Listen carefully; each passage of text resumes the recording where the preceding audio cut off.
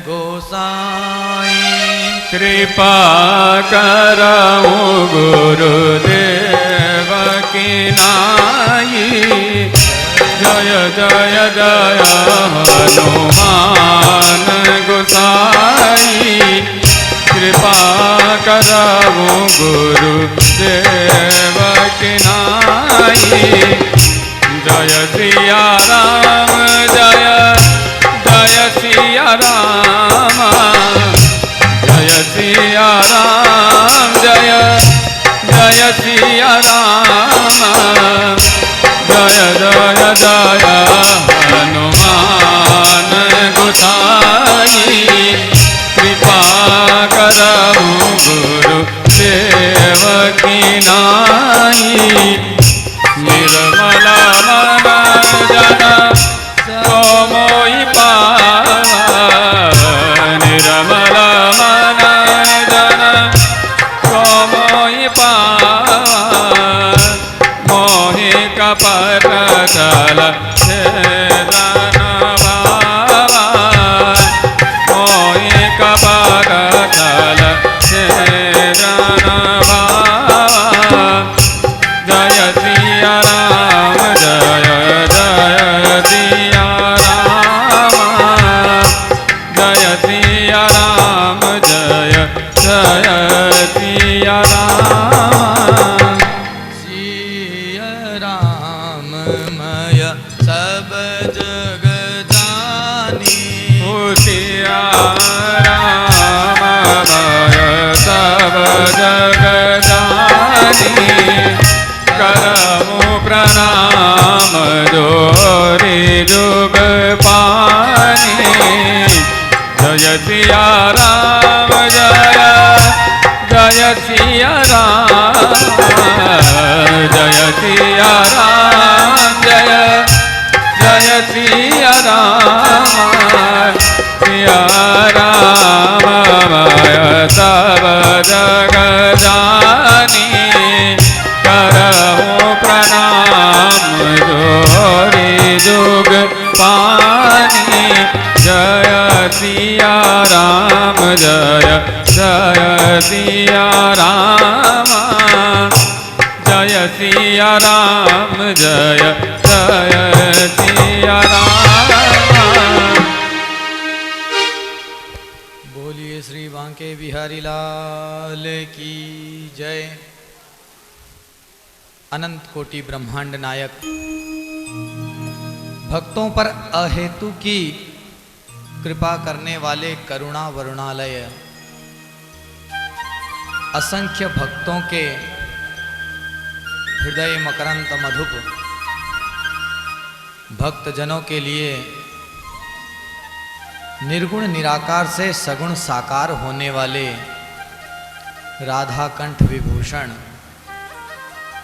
गोपीजन प्राण वल्लभ ब्रह्मा को मोह में डालने वाले मायापति श्री कृष्ण भगवान के चरणों में प्रणाम करके माँ सरस्वती को स्मरण करके उपस्थित सभी जनों को, सभी पितरों को, देवताओं को, सिद्धों को, गंधर्वों को, सभी भक्ति ज्ञान के लोलुप भागवत कथ रसिक जनों को सिया राम में जानते हुए प्रणाम करके आज की कथा में प्रवेश करते हैं। श्री हरि आज से राधे राधे कहना पड़ेगा। भगवान गोकुल में पहुंच गए। कल गोकुलोत्सव हमने मनाया। वसुदेव जी की स्थिति देखते हैं कि वसुदेव जी यहाँ से जब रात्रि में गए तब क्या हुआ। अपने लाडले को गोकुल में छोड़ने के लिए आए। यशोदा जी शयन कर रहे थे। पार्श्व में कन्या लेटी हुई थी, उसको लिए अपना लला वहीं रखा और वहाँ से प्रस्थान किया। नंद में तो आनंद हो गया। वसुदेव जी लेकर के जा रहे हैं कन्या को। उस समय के प्रसंग में आते हैं, दुखी हैं। अब तक तो अपना पुत्र कंस के पास ले जाता था, मार देता था। आज ये कन्या को लेकर के जा रहा हूँ, ये भगवान मुझसे कैसा पाप करा रहे हैं। ये भगवान ने क्या किया। कन्या रत्न हाथ में है और मैं इसको लेकर के कहाँ जा रहा हूँ। वैसे ही छबड़ी में डाली हुई कन्या को लेकर के जमुना के पास पहुँचे ही थे कि प्रेम आ गया कन्या पे, और छबड़ी को वहीं गिराया और कन्या को हृदय से लगा लिया। अब किसी बच्चे को गले से लगाते हैं तो बच्चे का मुख पीछे की तरफ है और नंद बाबा आगे आगे चल रहे हैं। ये कन्या कौन है? ये स्वयं भगवान की माया है। माया कह रही है कि ससुर जी, आपके बेटे से तो मैं नित्य परिणीता हूँ, आज आप मुझे लेकर के चल भी रहे हैं ससुराल में, भय मत खाइए। ये संसार जनों को तो मैं पकड़ती हूँ, मुझे पकड़ ले ऐसी कंस की क्या क्षमता। आप तो बस लेते हुए चलिए।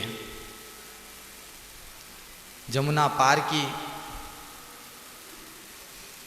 और द्वारों में प्रवेश कर रहे हैं। कारावास के द्वारों में जैसे जैसे प्रवेश कर रहे हैं, पीछे पीछे माया अपनी माया रच रही है। भगवान के आने से जो द्वार खुल गए, अब माया के प्रभाव से वो द्वार बंद होते जा रहे हैं और ताला लग रहा है। वसुदेव जी को आगे खुले द्वार मिल रहे हैं और पीछे की तरफ माया जैसे जैसे द्वार में अंदर बढ़ रहे हैं, वैसे वैसे पीछे के द्वारों को बंद कर दे रही है और ताला लगा दे रही है। यही माया का काम है। संसार में बंधन में डालना ही माया का काम है। हमारी बुद्धि को ताला लगा देना माया का काम है। माया अपना काम पीछे पीछे कर रही है। भगवान जहाँ प्रकट हुए वहाँ दिव्य रोशनी थी, माया अंधकार फैला रही है। 1, 2 ऐसे करके 7 दरवाजों में अंदर प्रवेश कर गए और अब बस उस 7वें स्थान पर जहाँ पर देव की बेसुध पड़ी हुई है, तनिक प्रकाश शेष रहा है, बाकी माया ने अंधकार कर दिया। वसुदेव जी ने अपनी गोदी से उस कन्या को देवकी को दिया। देवकी ने कन्या को देखा। कन्या को देखते ही देवकी और वसुदेव की बेड़ियां भी बंध गई। ये माया का प्रभाव है।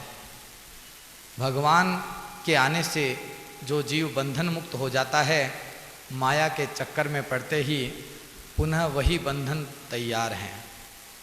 यहाँ पर जब कथा सुनते हैं तो ऐसे लगता है कि मुक्त हो गए, और घर जाते ही वही बेड़ियाँ तैयार हैं। ये माया का खेल है। माया ने अब अपनी लीला प्रारंभ की और रोना शुरू किया, और माया की रोने की आवाज़ से द्वारपाल जग गए। भगवान की कृपा से जो संत आनंदमयी निद्रा में सोते हैं, ये माया के रोने से जाग जाते हैं। और द्वारपाल दौड़ करके कंस के पास गए। कंस को कहा कि पुत्र हो गया है 8वां। कंस शुद्ध बुद्ध होकर के पूरी बात बिना सुने ही दौड़ता हुआ गया।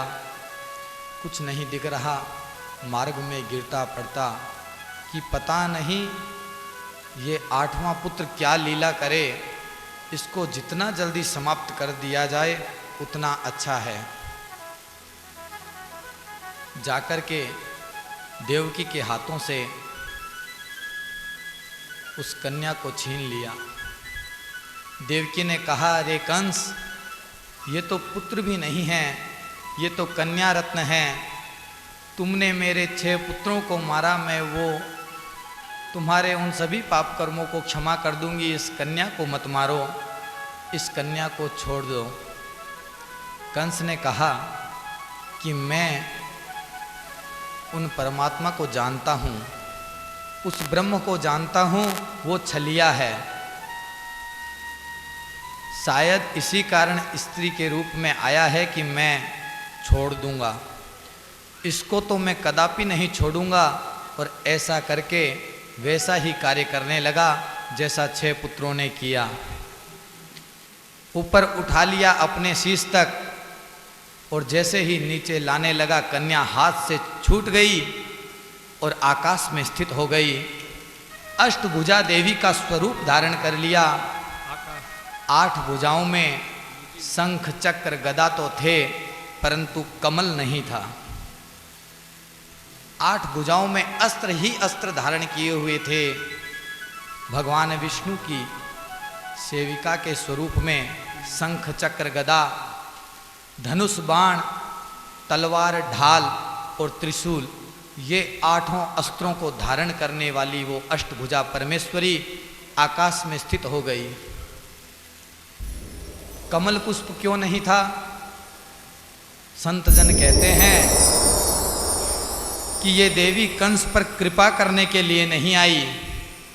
कंस ने दोष किया था, इसीलिए अपनी 8 भुजाओं में अस्त्र धारण करके आई और कंस से कहा कि रे दुष्ट, इस मेरे स्वरूप को देख, मुझे मारने की इच्छा करता है। अरे तुझे मारने वाला तो अन्यत्र कहीं पहुंच गया है, उसका जन्म हो गया है। अब तू सावधान हो जा और ये निरीह लोगों को मारने की जो तेरी लालसा है उसको बंद कर दे। अब तेरी मृत्यु अवश्यंभावी है। वसुदेव जी ने एक समय इस माया को सिर पर धारण करके जब लेकर के आ रहे थे तो माया ने वरदान दिया कि मैं कंस को मोहित कर दूंगी और कंस आपको छोड़ देगा। बस यही घटना हुई। कंस ने एक बार तो अपना सिर पकड़ लिया, घुटनों के बल वहीं गिर गया। फिर तुरंत प्यार की वाणी से कहता है, रे बहिन कुंती, रे बहिन देवकी, हे वसुदेव जी, आप कितने धर्मात्मा हो। आपने अपने सभी वचनों का सत्य सत्य पालन किया है। मेरे साथ जो होना था वो तो हो गया, परंतु आपके साथ जो हुआ है उसमें मैं तनिक भी दोषी नहीं हूं। ये जीव जीव का अपना अपना कर्म होता है। आपके उन 6 बच्चों की उतनी ही आयु थी। अब देख लीजिए, मैं तो सबको मारना चाहता था।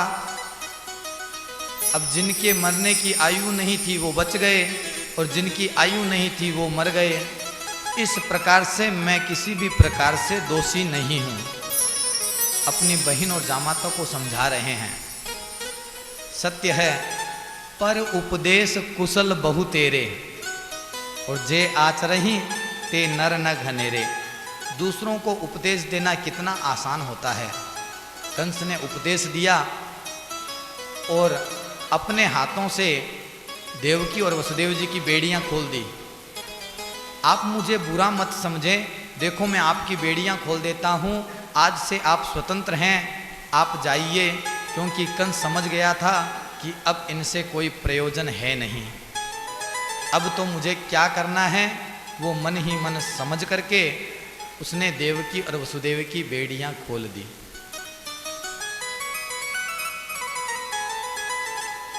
उधर गोकुल में चलते हैं। गोकुल नंद बाबा यदा कदा कर चुकाने के लिए मथुरा में आया करते थे। कंस राजा था, उसको कर चुकाना पड़ता था। एक दिन आए हुए थे कि वसुदेव जी मिल गए वसुदेव जी ने कहा कि नंद बाबा, मैंने सुना है कि बुढ़ापे में आपको भी पुत्र रत्न प्राप्त हो गया। बोले हाँ, ईश्वर की इच्छा हुई। बोले ठीक है, परंतु ध्यान रखिए, मेरे साथ तो बड़ी भारी दुर्घटना हुई। सारे पुत्र कंस ने मार दिए। एक कन्या थी, वो भी दिव्य स्वरूपा, कहाँ चली गई? आपके पुत्र हुआ है सुनकर के बड़ा आनंद हुआ, परंतु मेरे मन में कुछ भय है, उसका ध्यान रखना। नंद बाबा ने कहा कि वसुदेव जी बड़े विद्वान हैं, आगे की बातों को जानने वाले दूरदर्शी हैं, इन्होंने ऐसी बात कही है तो कोई कारण होगा। बोले चलो चलो जल्दी मथुरा चलते हैं, गोकुल चलते हैं। गोकुल के लिए नंद बाबा रवाना हो गए। इस घटना तक 15 दिन बीत चुके थे। गोकुल में तो उत्सव ही उत्सव की लहर है, कब 15 दिन बीत गए पता ही नहीं चला।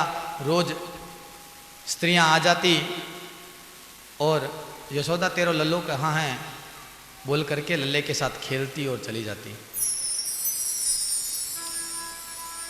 एक समय कंस के द्वारा भेजी गई पूतना नाम की राक्षसी भी वहां पहुंच गई।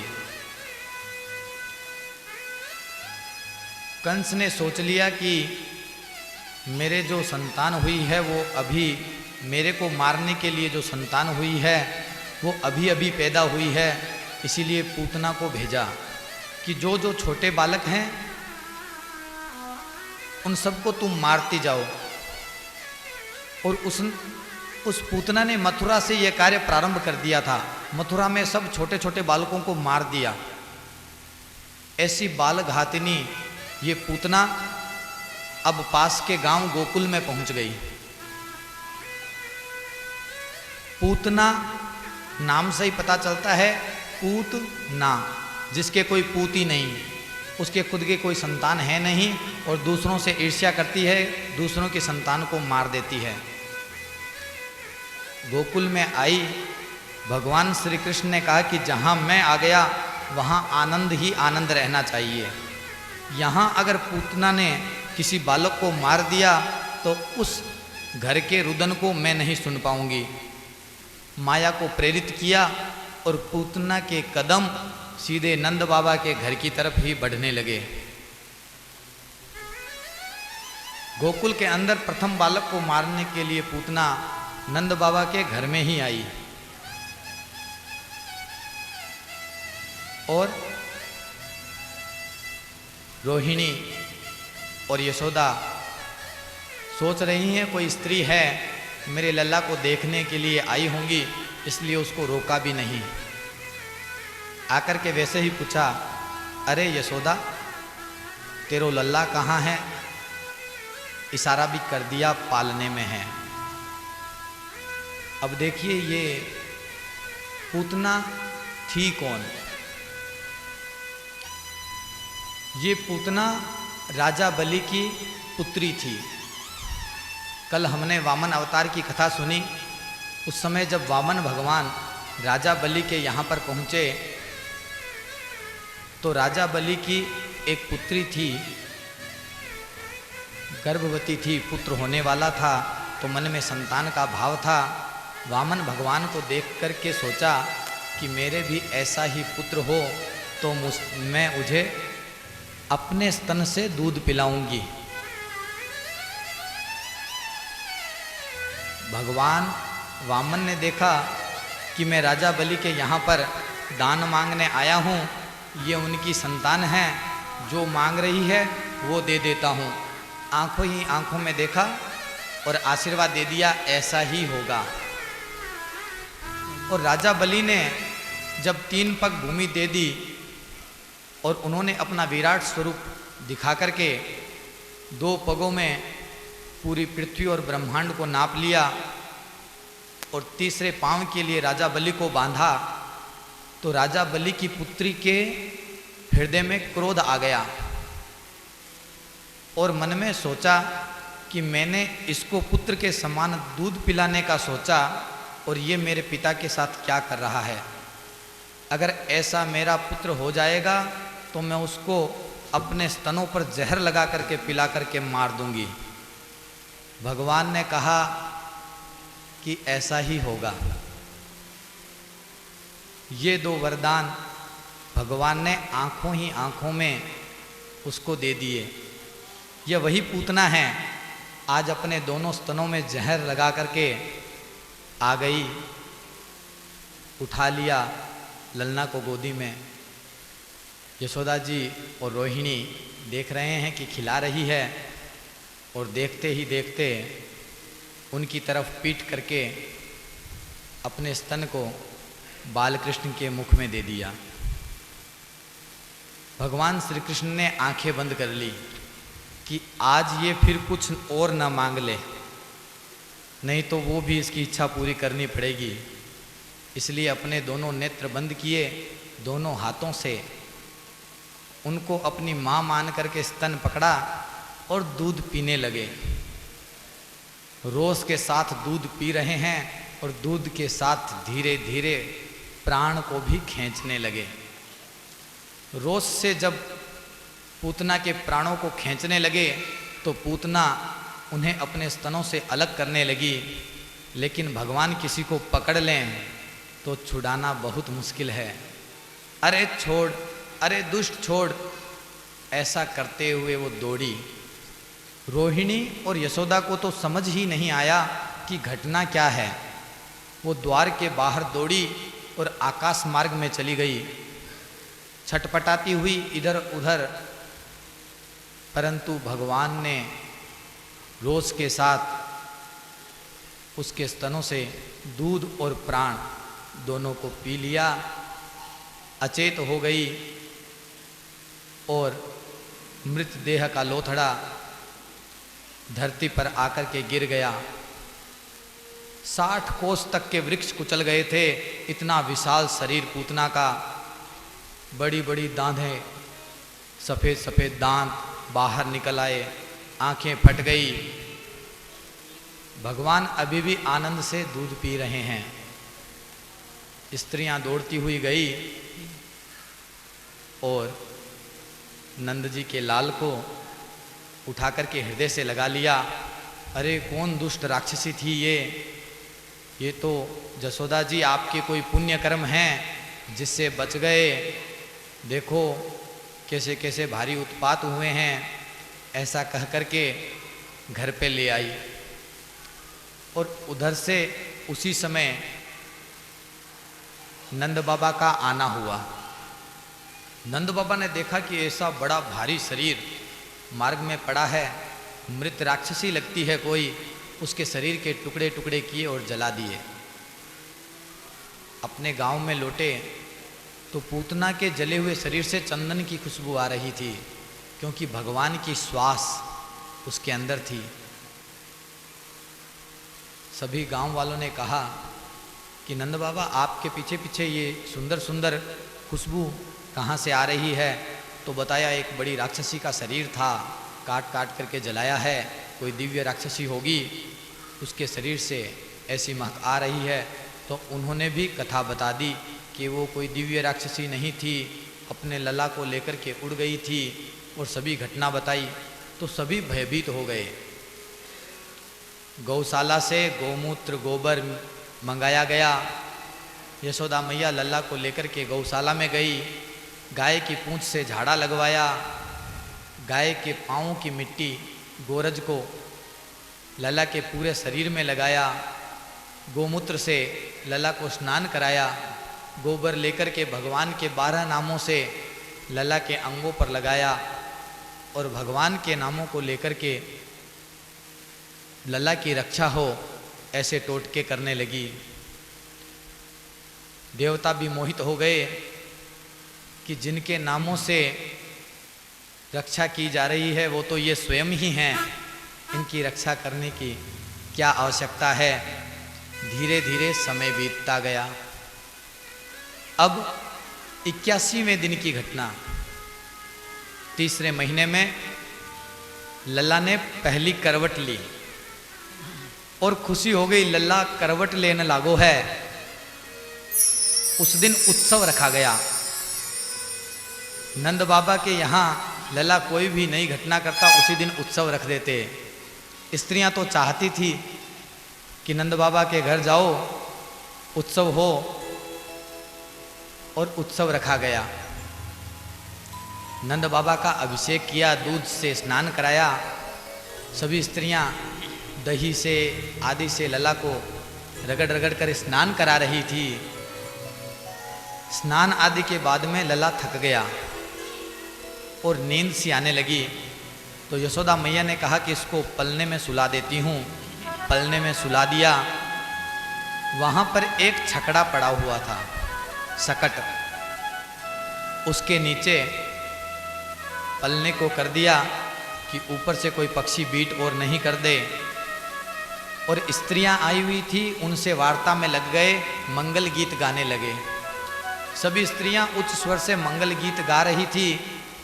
श्री कृष्ण भगवान की नींद खुल गई, भूख लग गई। श्री कृष्ण भगवान के हृदय में करोड़ों ब्रह्मांड हैं। बोले सबको तृप्त करना है, मुझे दूध पीना है, रोने लगे। लेकिन मैया ने सुना नहीं। अन्य स्त्रियों के साथ में गीत गाने में लगी हुई हैं। तो लल्ला ने क्रोध किया, हाथ पांव पटकने लगे। और हाथ पांव पटकने लगे तो कोमल कोमल पांव का अंगूठा उस छकड़े के स्पर्श कर गया और छकड़ा उलट करके गिर गया। सभी बर्तन फूट गए, दही, दूध, मक्खन सब बिखर गए। और जो छकड़ा था वो चकनाचूर हो गया। उसके पहिए कहीं, धुरी कहीं। इस समय उस छकड़े में से एक देवाकृति निकली। उसने श्री कृष्ण भगवान को प्रणाम किया और अंतर ध्यान हो गया। ये और कोई नहीं, सकटासुर था। इसने एक समय दुर्वासा ऋषि के बाग को कुचल दिया, वहाँ के सभी पेड़ों को नष्ट कर दिया। तो दुर्वासा ऋषि ने इसे श्राप दिया कि अरे दुष्ट उत्कच, तू हिरण्याक्ष का पुत्र है और अपने पिता के दैत्य स्वरूप के कारण इस प्रकार मेरा उपवन उजाड़ रहा है। जा, मैं तुझे श्राप देता हूँ कि तू शरीर के बिना हो जा, देह विहीन हो जा। उत्कच ने क्षमा मांगी तो कहा कि तू सकटासुर बनकर के द्वापर युग में जाएगा तो श्री कृष्ण भगवान के चरणों के स्पर्श से तेरी मुक्ति हो जाएगी। और इसी प्रकार सकटासुर को भगवान ने मुक्त किया। सकटासुर को मुक्ति मिल गई। अब भगवान घुटनों के बल चलने लगे। कुछ समय बीता। भगवान ने देखा कि माता यशोदा अपने कार्यों में अति व्यस्त रहती है, मेरे में मन नहीं लगाती। तो भगवान ने लीला करने लगी। बलराम जी और श्री कृष्ण भगवान दोनों घुटने के बल चलते चलते कभी कुएं के पास, कभी बावड़ी के पास, कभी कांटों के पास, कभी अग्नि के पास जाने लगे। अब रोहिणी और यशोदा 24 घंटे यही देखते कि लल्ला किधर है। देखते कुएं के पास गया, जाकर के झटपट उठा लेते, अरे लल्लो गिर जाएगा वो। देखते बावड़ी के पास गया, रोहिणी दौड़ करके उठा लेती, अरे मेरो लल्लो अभी गिर जा। तो कांटों के पास जाते तो दौड़ करके पकड़ लेती कि मेरे लल्ला को लग जाएगी। अग्नि के पास जाते तो भय खाती, सावधान रहने लगी। जैसे घुटनों के बल चलते हुए बच्चों की माताएं प्राय सावधान रहती हैं कि अब ये घर में बदमाशी करना शुरू कर देगा। उनको चीज़ों के नुकसान का भय रहता है, लेकिन यहाँ पर यशोदा और रोहिणी को लल्ला के नुकसान का भय था कि मेरे लल्ला को कुछ नहीं लग जाए। भगवान ने इस प्रकार घुटनों पे चलने की लीला करके दिखाई। एक समय यशोदा माँ ने लल्ला को गोदी में उठा रखा था। उसी समय तृणावर्त नाम का राक्षस आया बड़ा भारी वायु का बवंडर जैसे ही गोकुल में प्रवेश किया, भगवान समझ गए अब माँ को कैसे अलग करें, तो अपने भार को बढ़ाने लगे। इतना भार बढ़ाया कि यशोदा माँ उठा नहीं पाई। अरे लल्ला, आज के लीलाकरण लागू है, इतो भारी, अभी तो खानो भी को नहीं खायो। ऐसे करके नीचे बिठा दिया। जैसे ही नीचे बिठाया, तृणावर्त बवंडर का रूप धारण करके आ गया, ब्रज की मिट्टी को उड़ाने लगा। माँ यशोदा को लल्ला दिखना बंद हो गया और उस तृणावर्त ने श्री कृष्ण भगवान को वायु के वेग से उठा लिया ऊपर। माँ यशोदा ने आंखें बंद थी तब भी हाथ लगा करके देखना ढूंढना चाहा, परंतु कहीं भी लल्ला दिखा नहीं। तृणावर्त श्री कृष्ण भगवान को उड़ा करके पहाड़ों की तरफ ले गया। श्री कृष्ण भगवान ने अपने हाथों से तृणावर्त का कंठ पकड़ लिया, सांस का मार्ग अवरुद्ध कर दिया और कुछ ही समय में तृणावर्त के प्राण पखेरु उड़ गए और वह भी आकाश मार्ग से नीचे पहाड़ों पर गिर पड़ा और लल्ला तृणावर्त के मृत शरीर से अटक करके हवा में लटक रहा है। यशोदा जी गोपियाँ सब ढूंढने के लिए गए तो वहाँ पर दिखा कि लल्ला बच गयो। सब आकर के यशोदा और नंद जी की बड़ाई करने लगे। अरे यशोदा जी, अरे नंद जी, क्या पुण्य किए हैं आपने, ऐसा भारी दैत्य था और आपका लल्ला बच गया। सच में आपने जो गोएं दान की है, जो गायों की सेवा करते हैं, ये उसी का पुण्य है, उसी से आपका ये लल्ला बच गया। ये तृणावर्त कौन था? ये तृणावर्त और कोई नहीं, पांडु देश का राजा सहस्राक्ष था। एक बार नर्मदा नदी में स्नान कर रहा था कि दुर्वासा ऋषि वहाँ से गुजर रहे थे। ऋषि को देख करके प्रणाम और अभिवादन नहीं किया तो दुर्वासा ऋषि ने शाप दे दिया। क्षमा मांगी तो कहा कि जाओ द्वापर युग में अंधड़ बन करके पैदा होना और तुम्हारा मोक्ष होगा। इस प्रकार तृणावर्त के मोक्ष की यह कहानी है। एक समय यशोदा मैया इसी प्रकार श्री कृष्ण भगवान को दूध पिला रही थी। श्री कृष्ण भगवान दूध पीते जा रहे हैं। यद्यपि यशोदा मैया के स्तनों में दूध बहुत आता था। कृष्ण भगवान पी रहे हैं, आज नहीं छोड़ रो लल्लो, इतो भूख। जबरदस्ती हटा करके देखा तो भगवान ने जम्हाई लेकर के मुख दिखाया और मुख के अंदर जो देखा, यशोदा माँ चकरा गई। सूर्य, चंद्रमा, पृथ्वी, तारामंडल, पूरा संसार, नदियाँ, समुद्र लल्ला के मुख में दिख रहे हैं। जैसे लल्ला दिखा रहा हो कि माँ मैं अकेला ही दूध नहीं पीता, ये सब दूध पीते हैं, इसीलिए थोड़ी देरी हो जाती है। माँ लल्ला चकरा गई, गिर नहीं जाऊं, नीचे बैठ गई और अपनी आंखें बंद कर ली। लल्ला को सुला दिया। इस प्रकार लल्ला नित्य नवीन नवीन लीलाएं करता था। उस तरफ वसुदेव जी ने एक बार गर्गाचार्य जी को प्रेरणा की। ये गर्गाचार्य जी कौन है? ये यदुवंशियों के गुरु हैं। उनको कहा कि हे गुरुजी, मेरे तो कोई संतान हुई नहीं, सब कंस ने मार दी, मैं आपको कोई दक्षिणा ही नहीं दे पाया। नंद बाबा के ललो होयो है, आप वहाँ जाकर के उसका नामकरण करा दो।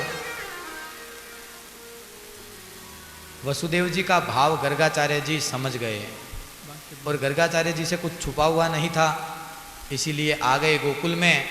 नंद बाबा के पास श्री कृष्ण भगवान को देखा, प्रणाम किया और नंद बाबा के साथ बैठ कर के वार्ता करने लगे। नंद जी, बड़ी खुशी हुई, आपके लाल हुआ, वृद्धावस्था में हुआ, और कैसे देखो आप लोग तो गोप हैं, परंतु लल्ला के मैंने सुना है बड़े कष्ट आ रहे हैं, तो नामकरण संस्कार कराओ। नंद बाबा ने कहा कि हाँ गुरुजी, आप ही कर दो। तो गर्गाचार्य जी कह रहे हैं कि देखो नंद बाबा, हम यदुवंशियों के गुरु हैं, यदि हमने नामकरण किया तो कहीं न कहीं कंस राजनीति जानता है, यहाँ पर जासूस भेजे हुए हैं, समझ जाएगा कि गर्गाचार्य जी ने आकर के नामकरण किया है तो ये कोई यदुवंशी है, और हो ना हो श्री कृष्ण ही हैं तो आकर के मारने की कोशिश करेगा। नंद बाबा ने कहा कि ऐसा है तो गौशाला के अंदर सूक्ष्म रूप से स्वस्ति वाचन करके आप थोड़ा इनका नाम अपने मुख से बोल देंगे तो कृपा हो जाएगी। ऐसा ही किया गया। गौशाला के अंदर गर्गाचार्य जी ने स्वस्ति वाचन किया और पहले बलराम जी के नाम रखे कि ये बल के धाम होंगे, इसके लिए इनका नाम बल होगा, लोगों को आराम देंगे इसीलिए नाम राम होगा, इनका एक नाम संकर्षण भी होगा। इस प्रकार नामकरण किया। फिर श्री कृष्ण भगवान को नाम दिए कि ये हर समय हर युग में नाना प्रकार के वर्ण धारण करके पैदा होते हैं। श्वेत वाराह रूप में यही उत्पन्न हुए थे, लाल नरसिंह रूप में यही उत्पन्न हुए और पीले वामन भगवान के रूप में यही उत्पन्न हुए। आज थोड़े श्याम वर्ण काले रूप में उत्पन्न हुए हैं, इसलिए इनका नाम कृष्ण है। और भी इनके बहुत से नामों को मैं जानता हूँ। एक नाम इनका वासुदेव भी है, और भी इनके हजारों नाम हैं। सभी नाम क्या बताऊं, बस इनकी सेवा करना। आपके बड़े पुण्य यहाँ पर उदय हुए हैं जिससे ये आपको संतान के रूप में मिला। इस प्रकार भगवान श्री कृष्ण और बलराम जी का नामकरण हुआ। बोलिए श्री कृष्ण भगवान की जय। नामकरण संस्कार हो गया। घुटनों के बल चलते चलते कभी कभी उठ करके भी चलते थे, अब चलने लगे और भगवान ने लीलाएं करनी प्रारंभ की। इतनी लीलाएं हैं कि कहते रहें तो समय कम पड़ जाएगा। केवल किंचित लीला हम यहाँ पर सुन लेते हैं। एक समय भगवान श्री कृष्ण को भूख लगी। इधर उधर देखा, माता यशोदा दिखी नहीं तो जाकर के माँ के पास दूध पी लेते। उस कमरे में घुस गए जहाँ पर माखन रहता है और जाकर के माखन के मटकों के अंदर से माखन निकाल करके खाने लगे। खाते खाते श्री कृष्ण भगवान को ऐसा लगा कि कोई मुझे देख रहा है, और अचानक देखा तो सामने एक दर्पण था। दर्पण में अपनी छवि ही दिखी और डर के उसके पास जाकर के बोले, अरे भाई तुम माँ को कहियो मती, थोड़ा चाहिए तो तुम ले ले। और उस दर्पण को माखन खिलाने लगे। दर्पण को अपने साथ पहले खुद खाते, फिर थोड़ा उस दर्पण को खिलाते। समय व्यतीत होने लगा, माता जी आ गए। यशोदा माँ ने देखा कि लल्ला कहीं दिख नहीं रहा है, इधर उधर ढूंढा और अंत में उसी कमरे में घुस गई और कहा, लल्ला क्या कर रहा है? तो बोला, देखो माँ ये माखन खा रहा है, मैंने चोर को पकड़ लिया। ये देखो इसके मुख में भी लगा हुआ है और दोनों हाथ देखो इसके हाथ भी देखो भरे हुए हैं। और तो और मेरे को भी खिला रहा था कि तू भी खा ले, माँ से कुछ नहीं कहेंगे। मैया मुस्कुरा रही है बात सुन करके कि लल्ला तेरे हाथ भी तो भरे हुए हैं। बोले, मैया मैंने बहुत मना कियो पर मेरे हाथ में भी लगा दियो, बड़ो चोर है। सबसे पहले अपना नाम चोर रख दिया, ये माखन चोर की लीला है। माँ यशोदा ने दोनों हाथ पकड़ लिए, उनको चूमा, हाथों से प्यार हो गया। पद्मराग की मणि के 2 कंगन थे, लला को हाथों में पहना दिए। क्या लला कैसी लीलाएं दिखाता है। एक समय इसी प्रकार लल्ला चोरी की आदत पड़ गई ना, घुस गया उसी कक्ष में और माखन खा रहा है। माँ ने कहा आज थोड़ा डांटना पड़ेगा, ये अपनी आदत बिगाड़ रहा है। थोड़ा क्रोध दिखाती हुई आकर के सामने खड़ी हो गई। लला क्या कर रही हो है? उन्होंने कहा मैया तुमने जो ये कंगन पहनाए हैं ना बहुत जलते हैं, देखो अंगारों के समान हैं। मेरे हाथ जलने लगे तो माखन में डुबो करके ठंडा कर रहा हूँ। अरे लल्ला तो मुख में कैसे लग गए? बोले मैया ये मक्खियाँ बहुत हैं यहाँ, ये मेरे मुख के पास आके खाती है, इनको उड़ाता हूँ तो मुख में लग गया। माँ यशोदा देखे ये बड़ा चालाक है, बड़ा चतुर है। देख कान्हा आगे से हाथ जले ना तो पानी में डाल करके बुझाइयो, मक्खन में डाल के मत बुझाइयो। मेरे को मूर्ख समझो है? ये तेरी लीला मैं सब जानूं, अब ये काम ना करियो और माखन खाते देख लियो तो मारूंगी। लल्ला ने कहा कि अब तो चेतावनी मिल गई, अब तो बात तब बने जब मैया ही माखन खिलाए। एक दिन रात्रि में रोहिणी जी लल्ला को खिला रही थी। लल्ला रोने लगा। पूछा क्यों रो रहा है? बोले मुझे वो चाहिए। बोले क्या चाहिए? बोले वो ऊपर देखो। ऊपर देखा तो चंद्रमा। बोले मेरे को वो चाहिए। बोले नहीं बेटा ये तो हंस है, उड़ करके इधर उधर जाता रहता है। नहीं बोले तो मुझे तो हंस ही चाहिए। रोने लगे। बाल हट, बालक का हट कैसे हो? बहुत ज़्यादा रोने लगे। यशोदा मैया आ गई। अरे रोहिणी लल्ला को क्यों रुला रही है? बोले बड़ो टेढ़ो हट किए है। बोले क्या कहा? बोले मैंने कहा कि वो हंस है, आकाश में उड़ता है, अपने हाथ नहीं आएगा। तो बोले ऐसे नहीं, लल्ला को कहानी कह दो पूरी। लल्ला बेटा वो चंद्रमा है, आकाश में ही रहता है, कैसे दूं? बोले नहीं मेरे को वही चाहिए। बहुत कहानियाँ सुनाई। लल्ला बोले मेरे को तो चंद्रमा ही चाहिए। तो किसी ने वहाँ पर चतुरता दिखाई। एक पात्र भरा और उसमें चंद्रमा दिखा दिया। देख लल्ला ये रहो, ले ले। अब लल्ला हाथ डाले चंद्रमा को पकड़ने के लिए, हाथ में आए कछु ना। देखे फिर रोए, फिर पानी में हाथ डाले, फिर देखे हाथ में आयो नहीं, रोए। बड़ा भारी उधम मचाया। सारी गोपियाँ अपनी अपनी चतुरता दिखा दिखा करके हार गई, हार मान ली सभी ने। लल्ला चुप नहीं हुआ। तब किसी सखी के मन में आया कि एक पात्र में मक्खन का चंद्रमा बनाया और यशोदा जी से कहा कि इसको ये चंद्रमा बोल करके दे दो। और वो पात्र में डाल करके मक्खन यशोदा जी खुद अपने हाथ से लेकर के आई और कहा ले लल्ला ये चंद्रमा। और लल्ला उस चंद्रमा को लेकर के भोग लगा रहे हैं। जैसे चंद्रमा ने प्रार्थना की थी कि प्रभु आप मेरे चंद्रवंश में उत्पन्न हो, तो चंद्रमा को दिखा करके कर रहे हैं कि लो आज भोग भी लगा लेते हैं। ऐसे भगवान ने नाना प्रकार की लीलाएं की। जैसा चाहते थे, जब चाहते थे, वैसी लीलाएं करते रहते थे।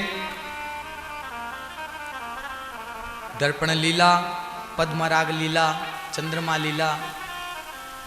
धीरे धीरे घर से बाहर निकलने लगे। जिस दिन पहली बार नंद बाबा के घर से बाहर निकले तो व्रज की रज पर पांव पड़ा तो ऐसे लगा जैसे करोड़ गोप गोपियों के हृदय से पुकार आई है। भगवान पहचान गए कि इस गोकुल की मिट्टी में बड़ा आनंद है।